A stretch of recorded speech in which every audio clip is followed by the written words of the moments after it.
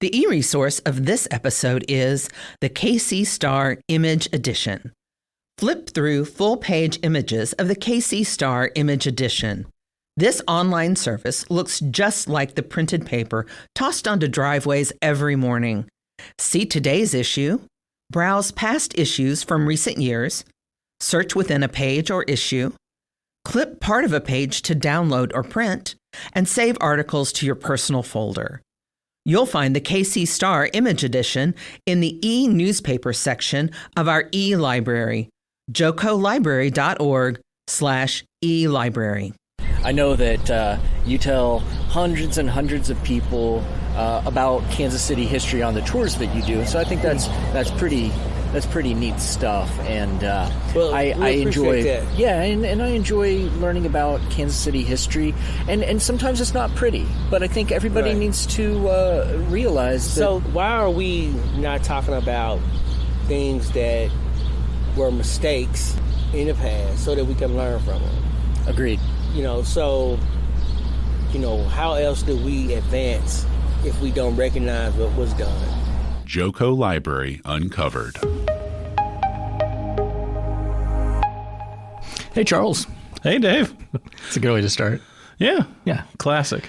So I've been thinking a lot about true crime and the history of true crime, and especially Kansas City. And there's a lot. It's very overwhelming, and it's been very educational. One of the things that I've concluded is I'm not going to be able to learn it all, and I'm not going to be able to condense it down into a nice, tidy little presentable story for the podcast. Sure.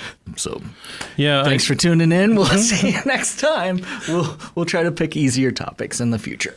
Yeah, I think that is a good place to start this episode. So our topic today being Kansas City true crime, and the fact that it is so complicated and it goes back all the way to the territorial history of Kansas. You could trace Kansas City true crime to any point along the timeline, and there are interesting stories to tell all along the way.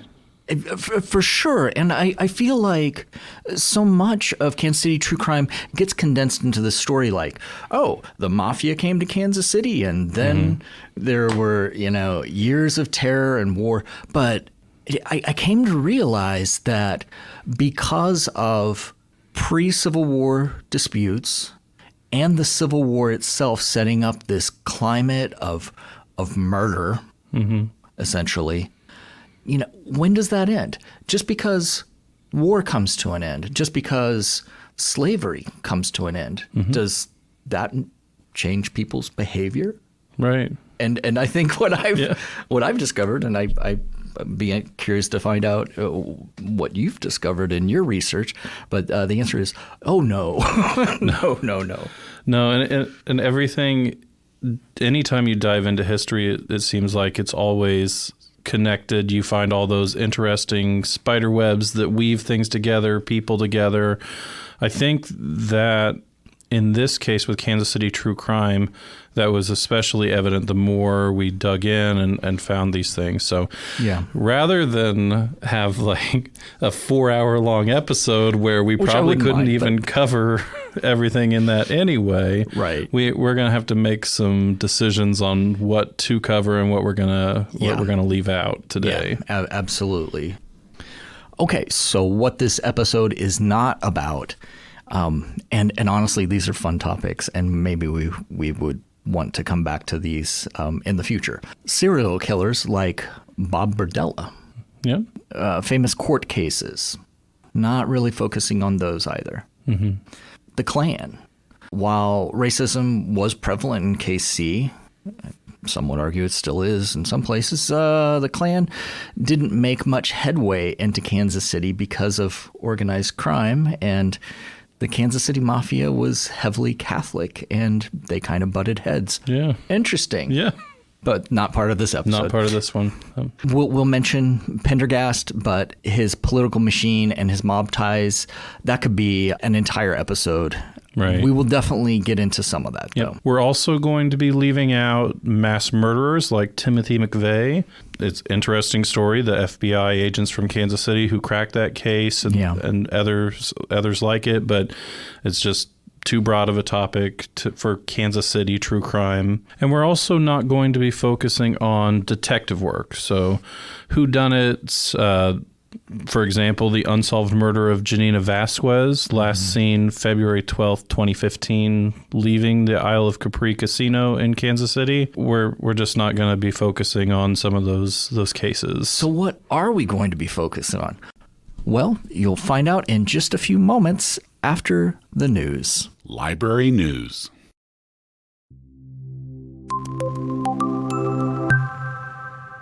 So we begin June 17th, 1933. Then, of course, we'll backtrack and we'll fill in some of the other history. But we want to talk about the Kansas City Massacre. So this was a shootout and a murder of 4 law enforcement officers and a criminal fugitive in front of Union Station. And so this involved a gang, led by Vernon C. Miller, to free Frank Jelly Nash, who had escaped from Leavenworth Prison, and so they were trying to take him back, and this gang just lets the bullets fly, right? Yeah. Well, the interesting thing is, on the FBI cases site, and we have that in our show citation, they say that Charles Pretty Boy Floyd, a Chicago mobster, was identified by the FBI as one of the gunmen. However, other sites say that there's evidence to suggest that Floyd was not involved at all, that he was sitting in Chicago. I bring this up because, yes, it's a fascinating moment in history, and I mean, you don't see violence like that every day. But the fact that the accounts aren't, 100, they're not totally certain. The FBI is certain. I kind of trust them. Yeah. But I feel like that's kind of a little sample of what we've run into in our research, right? Right. Yeah. So you get different accounts based off of the motivations and the perspectives of different people involved in these events. And we weren't there to witness them. And even if we were, I think everybody knows your memories are not really fixed and going to be the same as everybody else's. The people see different things based off of what their attention is focused on. That all to say, history is complicated and we are not experts. And the accounts can vary wildly. Yes. And we try very, very much so to remain neutral and try to determine the best sources that are available. But we also acknowledge that history is often storytelling. And so one of the people that we brought in that you'll hear his voice throughout this episode is a historian. You can just call me Erik Stafford. Who does historical tours down in the River Market area and along the trolley line. The library does not endorse any particular business, and we just mentioned that that's what Erik does as a storyteller and as a historian. So just to let you know who he is. Right. So we will be dropping clips of him throughout the episode. You'll hear those. But I think a good place for us to do is let's just dive into our timeline here, and we can go back to the 1850s. What was happening in the 1850s, Dave? Right. So the nation was expanding west, and the question that nearly ripped our country apart was, would slavery expand west? Right. So in 1854, of course, we had the Kansas-Nebraska Act, and that left the question in the hands of the settlers. And, of course, the border exploded into violence. And we'd like to mention in our show notes, you can find links to 2 different videos. One's about the border war, one's about the Kansas-Nebraska Act. And you get to really fully understand all that was happening nationwide, how Kansas was really the focus of the nation for a while, and really was where the Civil War began. Well, we're here in the River Market area, actually on 3rd and Main. At this particular point, Pearl Wilcox documents that Thomas McDaniel, he was a slave trader, and he drove, he and 3 other people, was 4 of them, They had about 100 blacks, and they drove them down this street right here. Then they were put aboard a steamship, Okay. and shipped to the Mississippi River. They had been sold. This was in 1859. 1859. It was okay. the last major slave purchase or trade in Jackson County. So Kansas, like you said, with the Kansas-Nebraska Act, opened for settlement in 1854. It became a state January 29th, 1861. And now Charles is going to sing the state song. No. But then the Civil War kicked off happened, right after that state started to secede. The same year that Kansas becomes a state. Yeah, April 12th, 1861 is cited as the start of the Civil War. Right. So that period lasted until 1865. You have a war going on, right?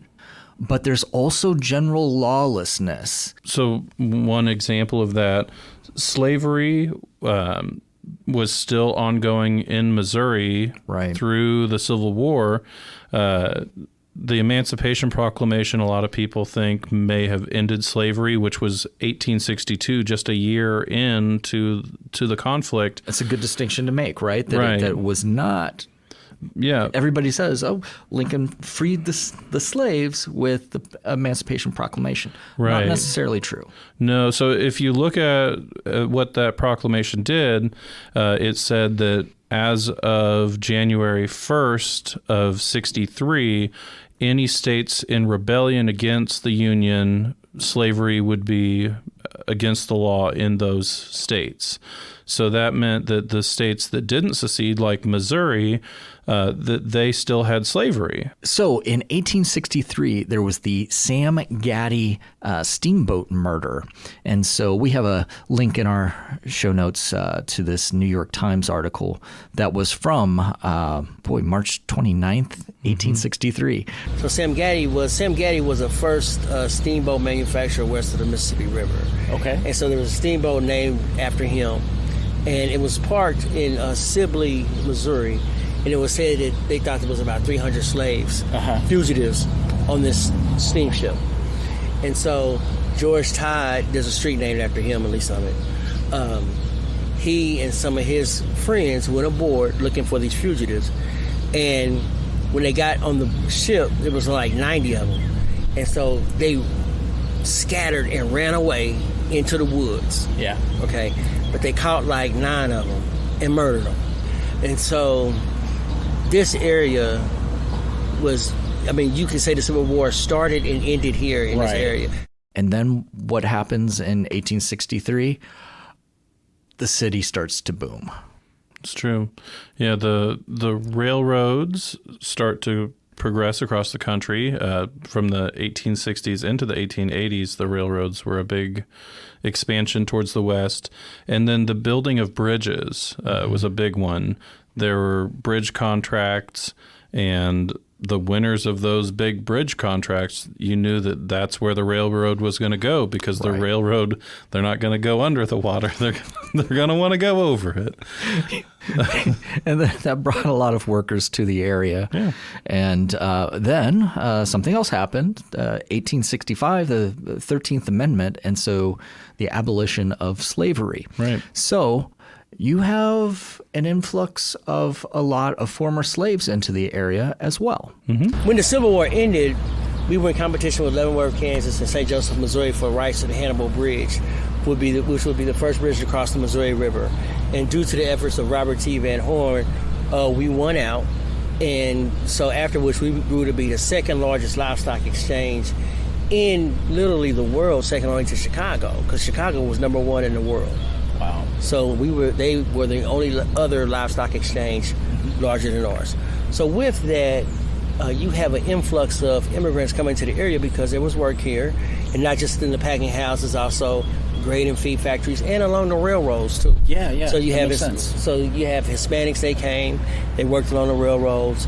Blacks were already here. They helped build the Hannibal Bridge, and they settled in the section of town in the West Bottoms on the east side, known as Hell's Half Acre. And there they lived amongst other ethnic groups, okay? And so then the Pendergast, he was a gambler.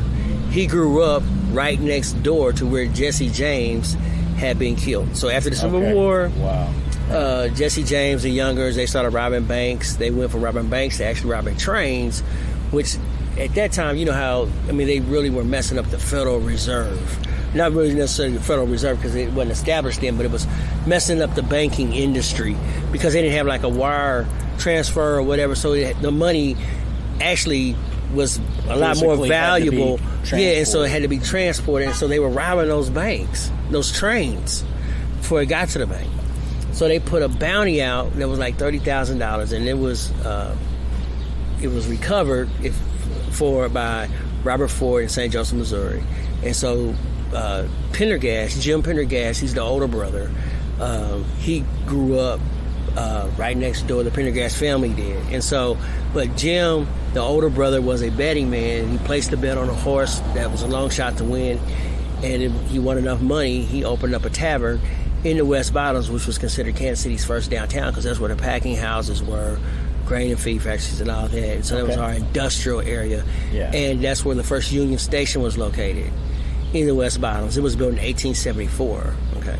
And so with the Kansas City at this time was developing a reputation as a very wide open, permissive town. And so there were gambling dens. There were gambling dens everywhere. And then there were also taverns everywhere. And then there were also brothels. Yeah, And so people started to hear about Kansas City. A lady by the name of Ann Chambers, she heard about Kansas City's reputation, and she moved here from Indiana, and she moved down here in the River Market, and her girls were making $200 a week in 1874. Wow. And then you also had taverns, gambling dens everywhere, all in the West Bottoms. Okay, so the Civil War ends in 1865. The abolition of slavery happens in 1865. At that time, things are very unsettled in the area. And the founder of Johnson County, Kansas, the Reverend Thomas Johnson, is murdered.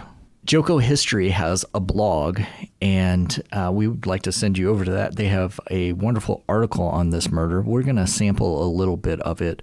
So this was taken from the death announcement and an eyewitness account from Johnson's daughter, Edna. So they don't know who these men were that show up at their house. However, Quantrill and his men were still roaming the borders and still getting into skirmishes. Jayhawkers from the Lawrence side were still going over into the Missouri side. So there's still conflicts, right? The thing that's interesting about Johnson is that, as Erik explains, it was a split household. Right. He had one son serve the North and one serve the South. And he himself was a slave owner. And he was one of the first members of the bogus legislature. And so, point being, he had a lot of folks that might have wanted to kill him. Right. So anyways, on this night, January 2nd of 1865. they had put their fires out for the night. They were ready to just go to bed. And all of a sudden, basically, a bunch of men show up, and they ask if they can come in. Actually, they start out by asking for directions to Westport. They were given directions. They asked if they could, come inside and get warm, and the Johnsons said, "No, we're going to bed." They asked, "Can we have some water?" And they say, "Yes, there's a well outside. You can use it." Some of the men start going to the well, and the other men start going to the house. And then Johnson shuts the door. The bullets start flying through the door, and Johnson is killed. The really interesting part of this is those men start riding around the house. They set fire to the back of the house.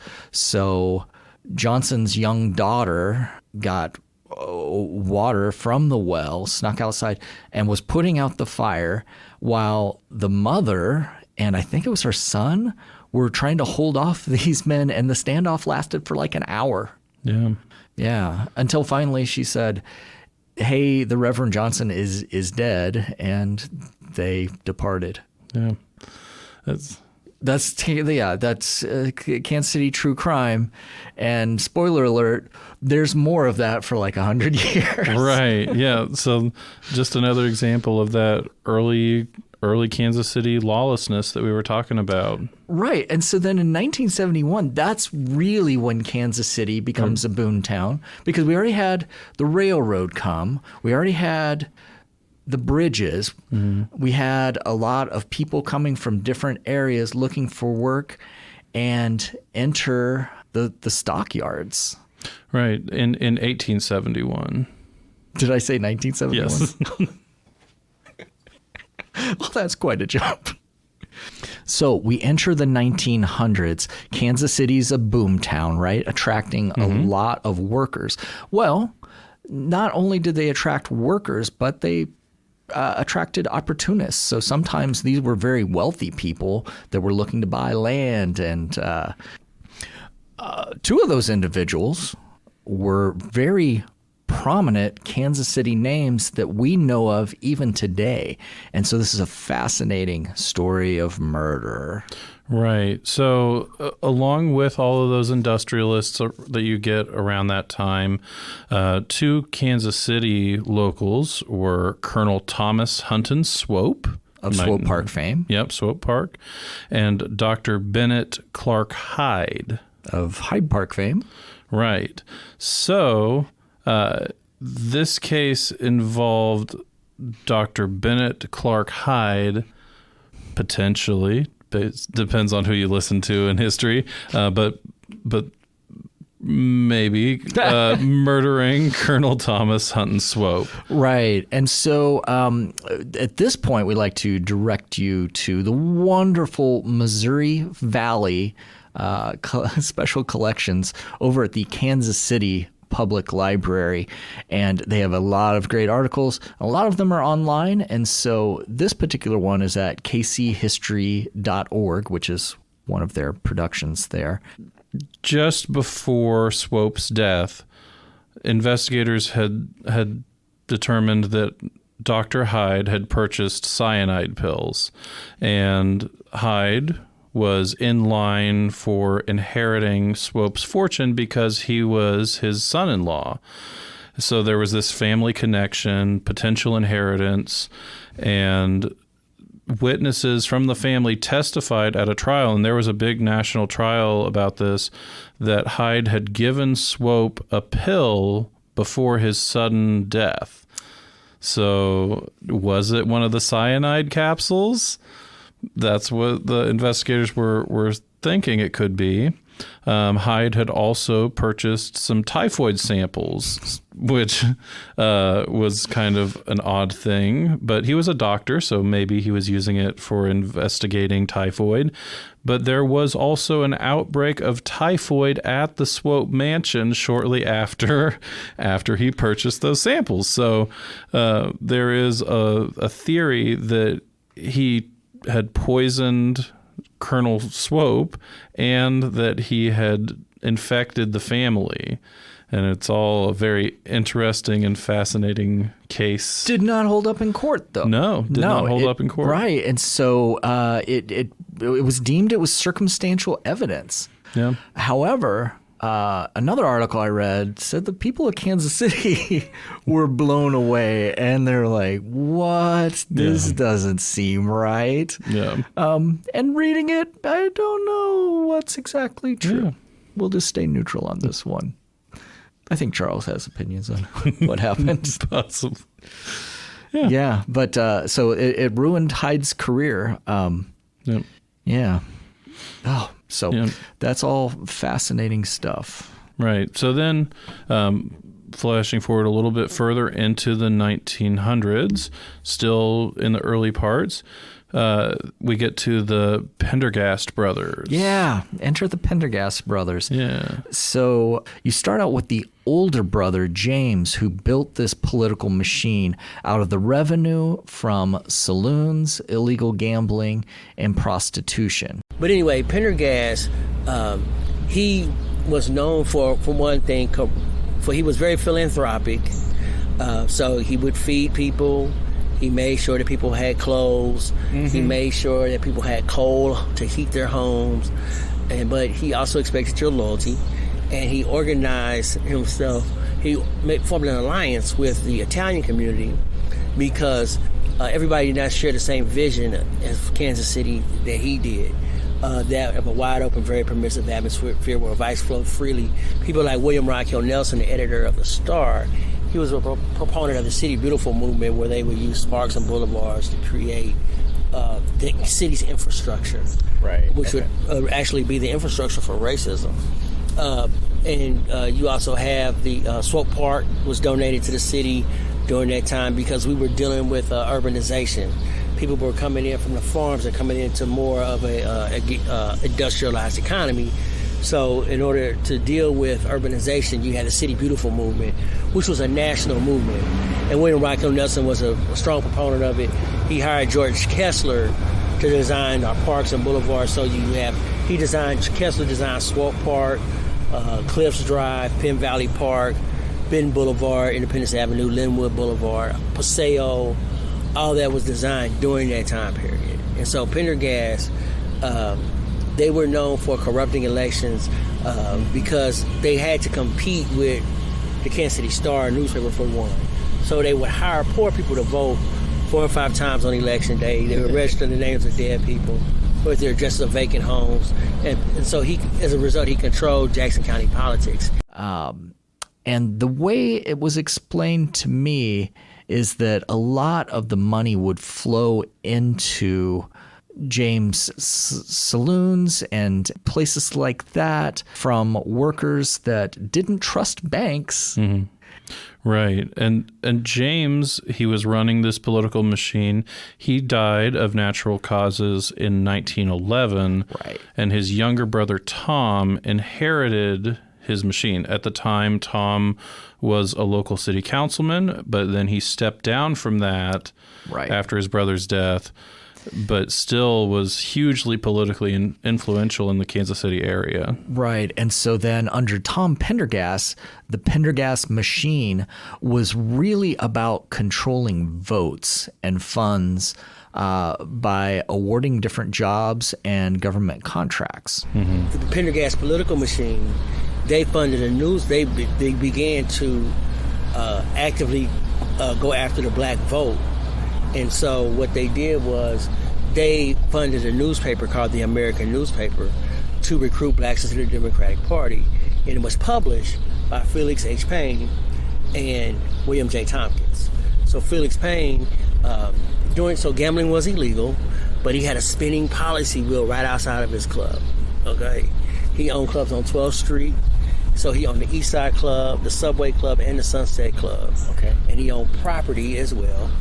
And like I said, he started off as a barber. He was, Tom Pendergast was Irish Catholic, and his constituents were working class Catholics, first and second generation immigrants of Italian, Irish, Mexican, and African descent. So he had kind of a broad coalition of people that all kind of fell under this Jackson County Democratic Party. What time period are we talking about here? So we're talking about the turn of the century. We're talking about in the 1920s now. Okay. With Felix Payne and the numbers racket and the blacks switching their loyalty to the Democratic Party. Right. And so they funded a newspaper called the American Newspaper, and they were instrumental in getting Roosevelt elected to the presidency. So Pendergast actually gave his support to Roosevelt instead of James A. Reed. James A. Reed was a rival nominee for the Democratic Party to Roosevelt. But James A. Reed actually, he was serving on the U.S. Senate and Banking Committee. He was backed by the Pendergast political machine as well, and so was Truman.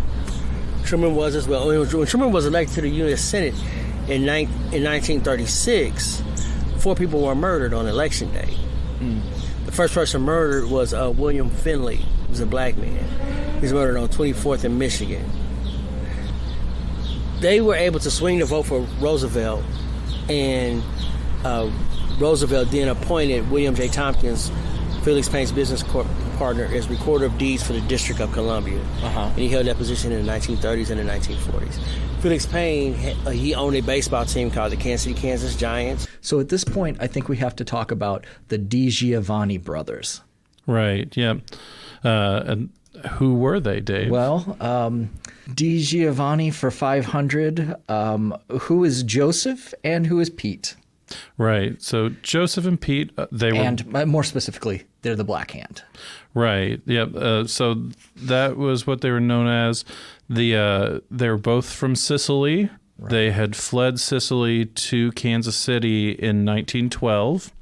And once they arrived in Kansas City, they started to set up different criminal operations as part of the Italian-American organized crime family known as the Mafia, or the Black Hand was the local one here. Right. And so, the Black Hand, and my understanding is when it was time to pay dues, there was an actual piece of paper with a black hand on it telling you what your instructions were. Yeah. During that era, following their arrival into the 1920s, they began to organize various criminal rackets, running alcohol, especially because that was also the era of the 18th Amendment, which was Prohibition. Right. And before we jump in and go any further, I want to make sure that we make a note that a lot of our information came from the book Open City, The True Story of the KC Crime Family, 1900s to 1950, by William Ousley, I'm not sure. But he was an FBI agent on the case. And so great book. He also was a featured speaker for Kansas City Public Library. You can find that video link in our show notes or just do a search. Right. So all of that combined into that prohibition, the illegal alcohol, and the organized crime and the Jackson County Democrats, all of that was all going on around that same time frame. Right. And Pendergast didn't necessarily want to deal with Little Italy and was perfectly happy letting the DiGiovannis run things. Yep. And so... and with him appointing all of the political appointments, that there were no alcohol related arrests that were made on their operations. So right. The Black Hand benefited directly from that kind of protection, and they in turn supported the Pendergast machine. All right. So it's kind of a perfect storm then, right? It's going into the 1920s. Kansas City is thriving with the stockyards, the railroad. Businesses are making connections with Chicago and surrounding area. A lot of people are coming here for work. There's a thriving illegal bar scene, illegal gambling, prostitution, all of that. And a political machine that is in full swing, that is generating votes to get particular candidates elected and contracts awarded to folks. And so that all sets up for Prohibition when it all came to an end. Right. And reformers said, clean up Kansas City. And Kansas City said, yes, let's do that. No more. We're going to be on the straight and narrow from here on out. That is not what happened, though. No. And I have a quote here from one of the books you'll find in our show notes. The book is Prohibition in Kansas City, Missouri, Highballs, Spooners, and Crooked Dice by John Simonson. Great title. Yep. And the quote here is, like most cities during Prohibition, Kansas City had illegal alcohol, bootleggers, speakeasies, cops on the take, corrupt politicians, and moralizing reformers. But by the time the 18th Amendment was repealed, Kansas City had been singled out by one observer as one of the wettest cities as well as the wickedest. So jazz kind of developed. Let's say jazz was born in New Orleans, grew up here in Kansas City because we didn't enforce Prohibition. And jazz is affiliated with a criminal element because it was played mostly in clubs that served illegal liquor. Okay, so not only was Prohibition not enforced for people that wanted to gamble or engage in prostitution or drink, but there were no arrests. There were no arrests during Prohibition in Kansas City. So that's mind-blowing. Yeah. Yeah, the control that shows of how deeply embedded all of these different individuals were. I know we touched on a few of the names there, right? But like the Tom Pendergast, John Lazio, we didn't really even mention, but crime boss in Kansas City that was highly involved in all of the... Yeah, so he came after the Di Giovanni brothers, and so took over kind of the Little Italy area. But after Tom Pendergast got arrested for, we believe it was an illegal donation. Right. So it was tax evasion was the charge that finally took him down in 1939. But yeah, I think it was around a donation that he didn't report. Right. Okay. And so then Charles Bonaggio took over for Pendergast after that. And so many names after that. So 12th Street was the red light district. And that's where they kept all the vice and everything was kind of quarantined on 12th Street. And so all of 12th Street was red. Even if you look up here where the Marriott is, you can't see because of the trees. But where the Marriott is today, from Wyandotte to Central, before the Marriott was there was all strip joints that line from Wyandotte to Central, owned by the Camasanos. So 12th Street for decades had been a very seedy area, okay? And so this is at the very end, up until the 1970s. Up until the 1970s. Oh my gosh. Up until the Bornealis Plaza. Oh my gosh. Moved in. Because you have the strip joints, that's in the 70s. So well established from the turn of the century. Until 1970. It's a seedy area, so they had a song called 12th Street Rag. Yeah. Which was published in 1917 by Uday Bowman. That highlighted the red light district. So when there are no arrests made during Prohibition, that gets the FBI's attention. And the FBI was here. Let's make sure that we let folks know. And my understanding is the FBI just didn't have the power, and they didn't have the investigative tools yet. And it was just a foreign concept to them of a political machine, of organized crime. They'd never encountered anything like it before, so they didn't know how to go about prosecuting it. And the folks that were engaged in it were so secretive. And so ultimately, I believe the story is that so many investigative techniques of the FBI that are even used today were discovered through this, period of Kansas City true crime. Right. So if you look at the FBI archives, 1908, President Theodore Roosevelt created the FBI. 1917, you might recognize J. Edgar Hoover. That's when he took over the FBI. And even up through the 20s and into the 30s, like we were talking about, that was all still a growth time for them. They were still a small organization. Right. And and Kansas City was, while they had a field office here, that wasn't the only thing they were keeping their eye on. It was the entire region or territory. And so if you're a fan of history and pop culture, you'll know that Bonnie and Clyde were a big problem around the Midwest, particularly in Missouri.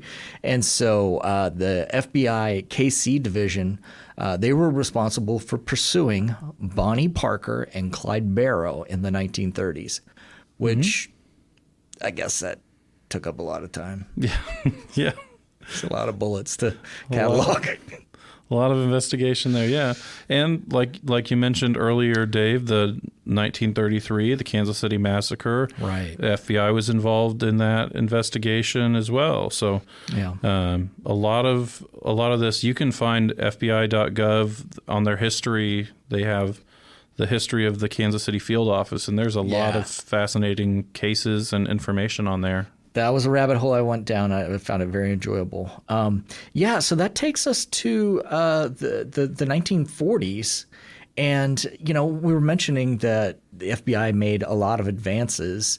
And one of the advances they made based on their work in Kansas City is let's create a top 10 wanted most fugitives list with photos and, post them places. And maybe people will actually recognize some of these criminals. And it led to arrests. Right. One of the earliest ones, the like a year after they had launched that, was Ollie Embry, who was working. He was a bank robber, but he was working and hiding out as a filling station attendant. So agents arrested him by going up there, asking him to look at their radiator and fix their car.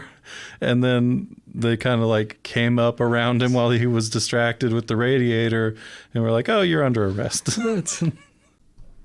All right. So by the 1960s, the FBI just ramps up their presence. They're like, okay, enough is enough. The lawlessness has to stop. So they send 73 FBI agents to the field office in Kansas City with 43 supporting personnel. And so a huge expansion of resources and investigation. Right. And ultimately, it leads to the downfall of the figurehead of the Kansas City Mafia.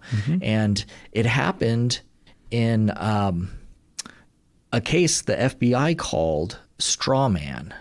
In 1977, Savella, who was then in charge of the Kansas City Mafia. And should we back up for a moment? I just want to make sure that we go back and fill in the gaps here. So we had mentioned that it was Lazia and then Banaggio. And after that, it was Carollo, but he got arrested for tax fraud. Then Banaggio took over and participated in our narcotics ring. Might have been murdered by the New York Mafia, the Chicago Mafia, the St. Louis Mafia, his own crime family. Nobody really knows. Then Anthony Gizzo ran gambling operations, and his driver was Nicholas Savella. And so kind of like in the crime movies, it's like, oh yeah, the little kid who right. The errand boy becomes the chauffeur, then, becomes the mafia boss. I don't know. Yeah. So in 1953, Gizzo dies, Nick Savella and the Savella Organized Crime Organization begins, and they get surveilled by the FBI for the rest of their life. So that brings us to probably my favorite story, the favorite story of Casey. And I'm not going to tell it well, but we could tell you to go look at the Missouri Valley collection, where they have a page on all of this and Kansas City Mafia. And so if you look at the movie The Godfather, Part 1, okay, so they go to war. Vito Corleone goes to war with the rest of the mafia families in that area, and maybe nationwide, because his son gets killed, right? Santino, he got killed. And they couldn't come about an agreement over the fact that Prohibition was ending and there was more money in narcotics. Right. Vito Corleone did not want to go into narcotics. Right.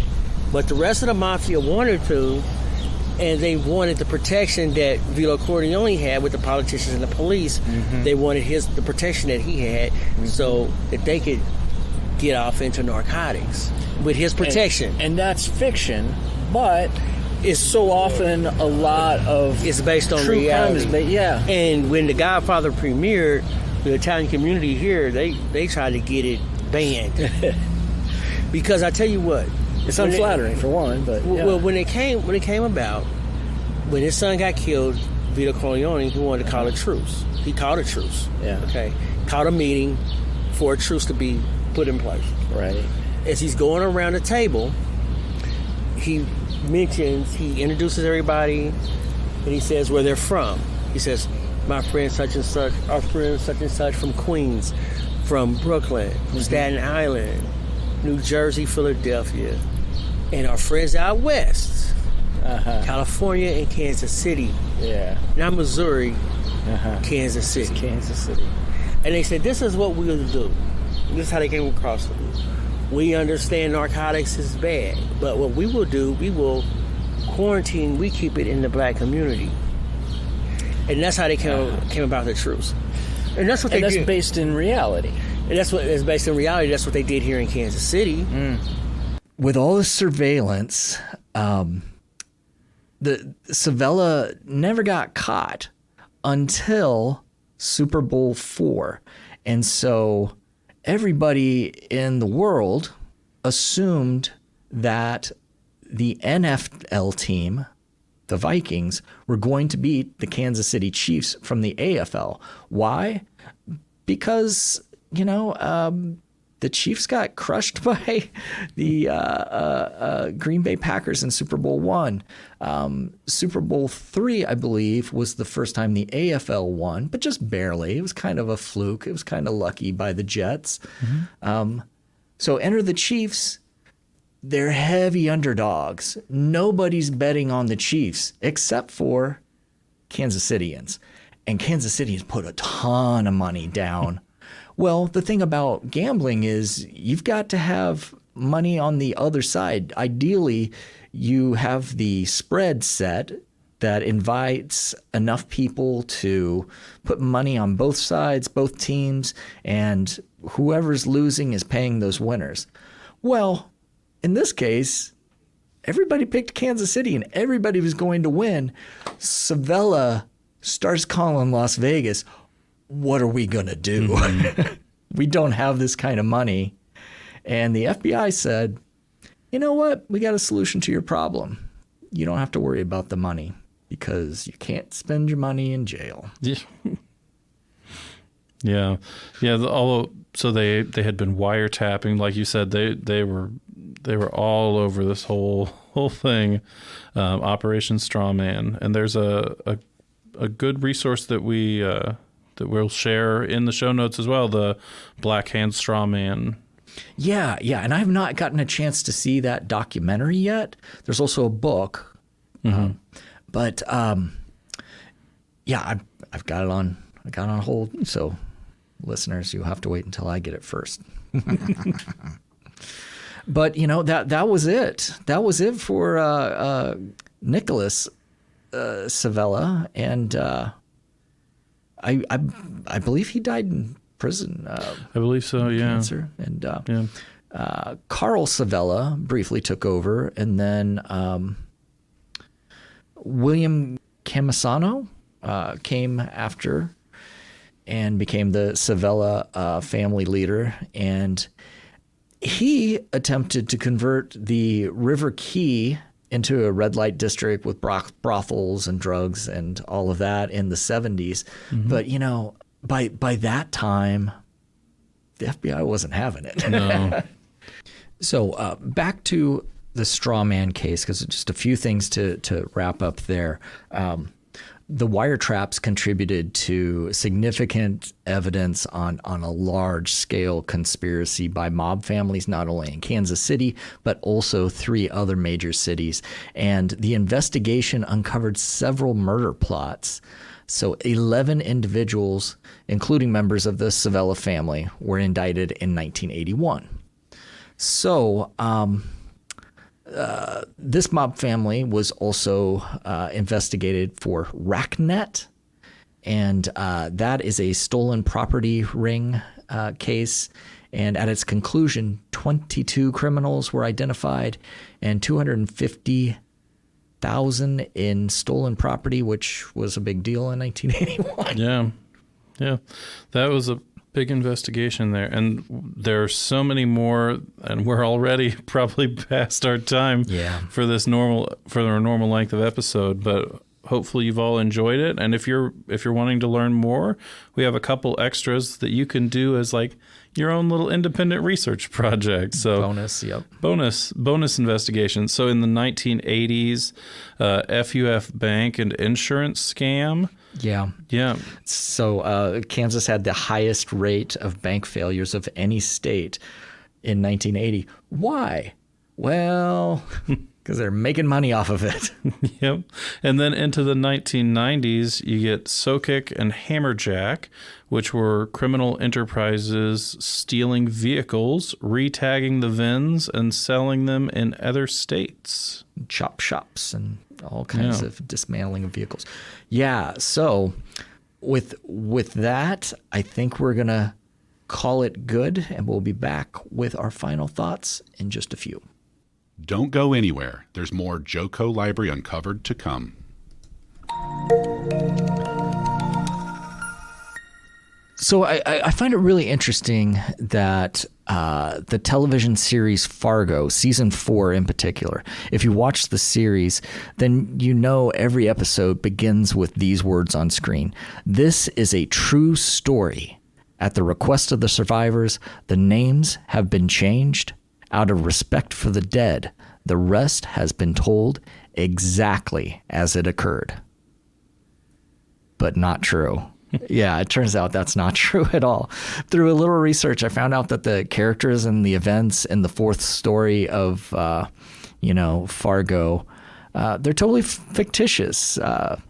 But they are informed by this fascinating period of American history, this KC true crime.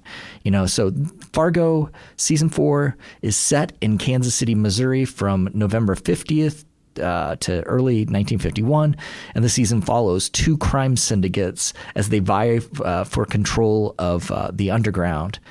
And I think it is just fascinating that a show as big as that gets influenced by kind of this Kansas City Mafia scene. And it's not the first time that show has mentioned the Kansas City Mafia. And I've been fascinated how it pops up in all kinds of television shows, all kinds of books, all kinds of movies. And I don't know. It's always made me wonder, well, what exactly is true? And hopefully today we shed light on both what's true, but also just how much we can't possibly cover in a single podcast. For sure. Do you think the library would let us just do, there's just Johnson like County Library presents Kansas City True Crime. True Crime. I think it'd be popular. Okay, well, so as we said, there's just way too much to put into this episode. So we have created a bonus episode, and that's coming up next. That's true. And for that, we invited a couple guests to record with us. We have Amanda Wallmeyer, which she is our local history librarian for Johnson County Library. She's going to be in to share with us some local history resources for people that are interested in Kansas City true crime. Sure. And we also invited Jim Cosgrove, who is an author, a local author, and he wrote a book that deals with a crime for a local Kansas City family, a murder. The McGonigal family, yeah. Yeah, so another Kansas City name that some of you might be familiar with. So tune back in next time to hear our conversation with Jim and Amanda.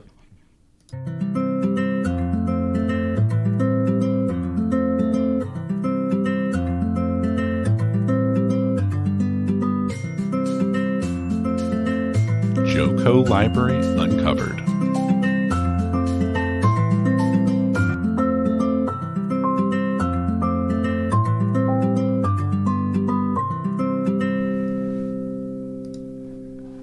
Well, if you enjoyed today's topics, you might just be interested in these recommendations from our collection. First, a Charles choice. And I actually don't read a lot of true crime. It's not usually my go-to, but You don't I read did that to the kids at, at bedtime? No, but I do have a recommendation actually from my mom. Okay. She read this one a little while ago, and it was pretty good. Deaths on Pleasant Street by Giles Fowler. It's a 2009 book, and it covers the 1909 murder case surrounding the Swope family.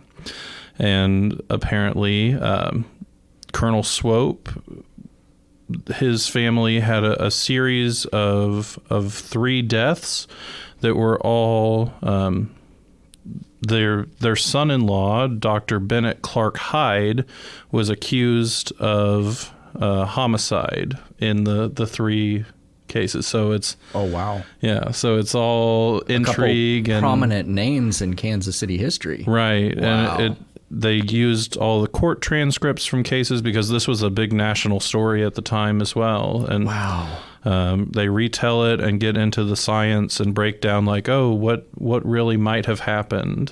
So that sounds like a great read. Yeah. Next is a Dave's double feature. And I am suggesting The Godfather, and we have in our collection the Godfather DVD collection. So with that, you get all 3 Godfather movies on 4 DVDs with a 5th disc that's loaded with bonus features. And if you've never seen the Godfather series, you might ask yourself why. I mean, it's directed by Francis Ford Coppola. It stars Marlon Brando, Al Pacino, Robert De Niro, Robert Duvall, Diane Keaton, James Caan, Andy Garcia, Abe Vigoda, and countless other heavy hitter actors. The first 2 movies won the Academy Award for Best Picture, and each of the movies received countless other Oscar awards. For my second one, I'm going to send you to Canopy, and that is our streaming service. Again, you can find that at jocolibrary.org/elibrary, and just look for streaming video. And part of Canopy's The Great Courses, they have this series on screenwriting. And so look for Existential Meaning, Fargo. And, I already mentioned that I'm a big fan of the whole Fargo franchise. Well, this is episode 18 of this Great Course series. And they talk about screenwriting. And so this particular one, they say that some films defy easy explanation. Fargo is an eccentric story that uses its oddities to its advantage, like delaying the appearance of the main character for almost a third of the film.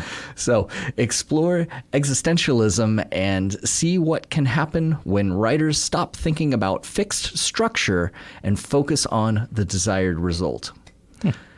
And a reminder that for a full book report recommendation list can be found on our webpage, jocolibrary.org/uncovered.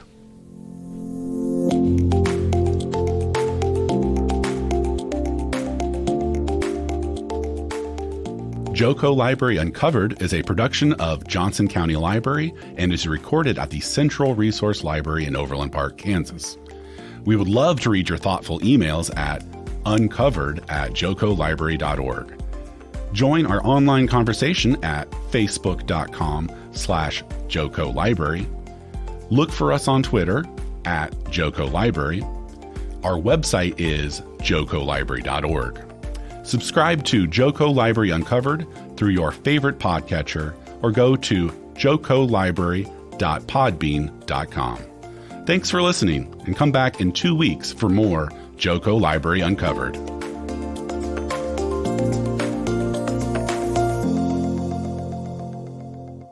Come to the library. Absolutely.